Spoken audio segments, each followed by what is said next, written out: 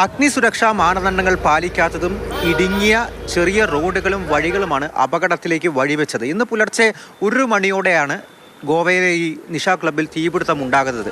100 കണക്കിന് ആളുകൾ ഡാൻസ് ഫ്ലോറിലുണ്ടായിരുന്നു. തീപിടുത്തം ഉണ്ടായത് അടുക്കളയിലാണ്. അവിടേക്ക് പക്ഷേ രക്ഷപ്പെടുന്ന ആളുകളിൽ ചിലർ, വിനോദസഞ്ചാരികളിൽ ചിലർ ഓടിക്കയറി.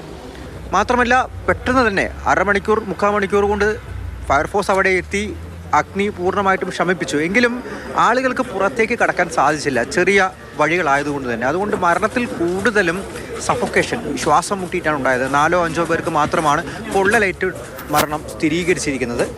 എന്തായാലും കാരണം പ്രഥമ ദൃഷ്ടിയാൽ ഒരു സിലിണ്ടർ പൊട്ടിത്തെറിച്ചതാണ്, പിന്നീട് അത് വലിയ തീപിടുത്തത്തിലേക്ക് പോയി എന്നുള്ള കാര്യമാണ് പോലീസ് വ്യക്തമാക്കുന്നത്. എന്നാലും കൃത്യമായി അതിൻ്റെ കാരണം കണ്ടെത്താൻ വേണ്ടി ഒരു മജിസ്റ്റീരിയൽ അന്വേഷണം, ജുഡീഷ്യൽ അന്വേഷണം ഇപ്പോൾ പ്രഖ്യാപിച്ചിട്ടുണ്ട്. അതിന് പുറമെ ഈ ഹോട്ടൽ ഉടമകൾക്കും നിശ ക്ലബ്ബ് ഉടമകൾക്കും അതുപോലെ നടത്തിപ്പുകാർക്കുമെതിരെ മനഃപൂർവ്വമല്ലാത്തൊരു നരഹത്യയ്ക്കും FIR രജിസ്റ്റർ ചെയ്ത് അന്വേഷണം നടത്തുന്നുണ്ട്. NOC പോലും ഈ പറയുന്ന ബേർച്ച് ബൈ റോമിയോ എന്ന് പറയുന്ന ആ ഒരു നിശ ക്ലബിന് ഉണ്ടായിരുന്നില്ല എന്നുള്ള കാര്യമാണ് ഫയർ സർവീസ് ഉദ്യോഗസ്ഥരെല്ലാം വ്യക്തമാക്കുന്നത്.